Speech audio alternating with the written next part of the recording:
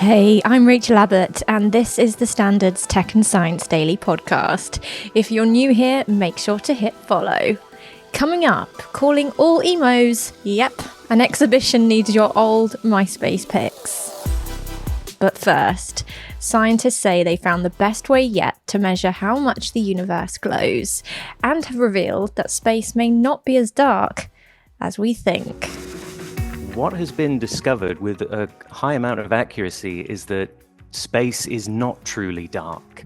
That in fact, in the space between galaxies, intergalactic space, there is a very real, measurable little afterglow of low-level light. It's incredibly dim. The human eye could never detect it. It's about 100 billion times fainter than the sunlight we receive on the Earth. That's Jake Foster, astronomer from Royal Observatory Greenwich. The study was led by astrophysicists at the University of Colorado at Boulder. They took observations from NASA's New Horizons spacecraft. One of the difficulties of measuring incredibly faint light is that if there are other bright sources of light nearby, it's going to overpower that light, make it hard to find. And when you are on the Earth, or even just near the Earth, the sunlight is so bright. And as well as that, there's this sort of small amount of dust left over from the formation of our solar system that catches the sunlight as well. Makes it hard to see this low-level stuff. But NASA's New Horizons spacecraft, which was originally intended to study Pluto, is about 5 billion miles away from the sun. So the good news is that it's away from any of that sort of light pollution of the inner solar system, so it can take a nice, good look out into deep space to detect this really low level of light. Jack told Tech and Science Daily why this discovery is significant for future research. A lot of measurements of stars and galaxies have had almost like this film over the top of them of what we call the cosmic optical background. So in a way, what we can do now is much like you could remaster a song and take out all of the little cracks and the other little disturbances.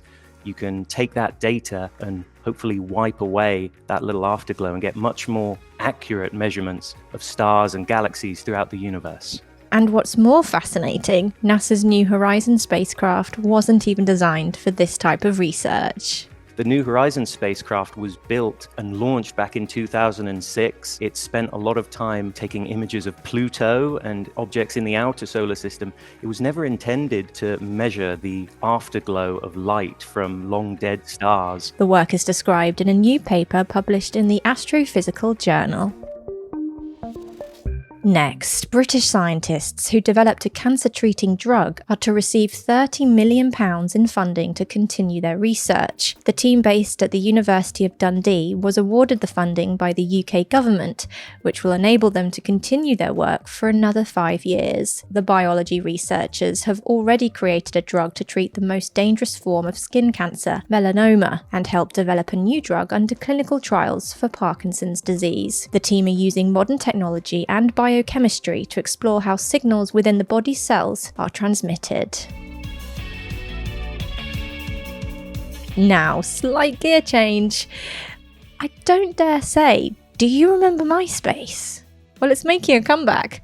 Sort of. The Museum of Youth Culture is calling on Naughties fans to help towards their Emo exhibition at the Barbican Music Library. And if you were a MySpace user, they need a hand. They are calling out for your old MySpace content and old emo pics. Anything from mobile phone selfies to digital camera backups, MySpace screenshots, collages. That's Elizabeth Gregory, the Standard's culture journalist, who's been looking into the showcase. Emo was such a monumental vibe during an important period of loads of people's lives. And the Museum of Youth Culture said, and I quote, "It believes everyone has an important story to tell about their youth and invites the public to be part of the museum." Elizabeth also told Tech and Science Daily why she thinks the exhibition is important now. It was the first time, really, that in a kind of online way, we were able to kind of create an online version of ourselves in a way that now we do so fluidly and naturally, and we have our profiles, whether it's on Instagram or TikTok or wherever. But this was the first time you created your own kind of online space that other people could interact with. I guess the emo story is an important story to tell. The aesthetics are incredibly distinctive. People still have fond memories of their looks and then from this time. And also it's still in many ways continuing today. I mean, like Panic at the Disco played at the O2 in 2023, Fall Out Boy played at Download in June, Avril Lavigne played at Glastonbury. Let's go to the ads. Coming up in part 2, why dogs aren't the only pets that like to play with humans. We'll see you back here in just a minute. Welcome back. It looks like dogs aren't the only pets who like to play with humans. A study of more than 8,000 cat owners found that 4 in 10 cats chose to play fetch with their owners. Scientists from Purdue University in the US say the pets are more likely to fetch objects if they live indoors and are more active and playful. They say Burmese, Siamese and Tonkinese cats are more likely to display the behaviour, although all breeds sometimes engage in fetching.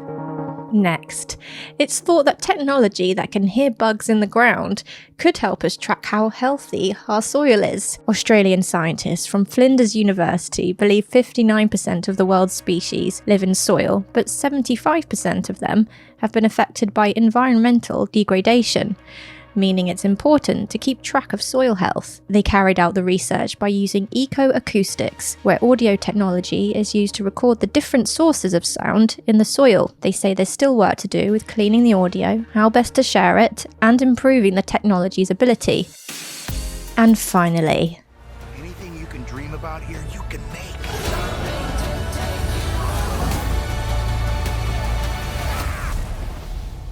Who are you? I'm Steve. the trailer for a Minecraft movie is here, but reading reviews from critics and comments from social media users, it appears to have left a lot of people scratching their heads. Minecraft, the 13-year-old game, is considered to be a huge cultural phenomenon, and a film adaptation has long been in the works. Many fans have criticised the live-action direction of the movie, which stars Jack Black and Jason Momoa, as it could take away from the game's blocky charm. That being said, the trailer was less than 1.5 minutes long, so we'll have to wait until the film's release to see if they can pull it off. You're up to date. Come back for the Standard podcast at 4 p.m. and visit standard.co.uk for all the latest news.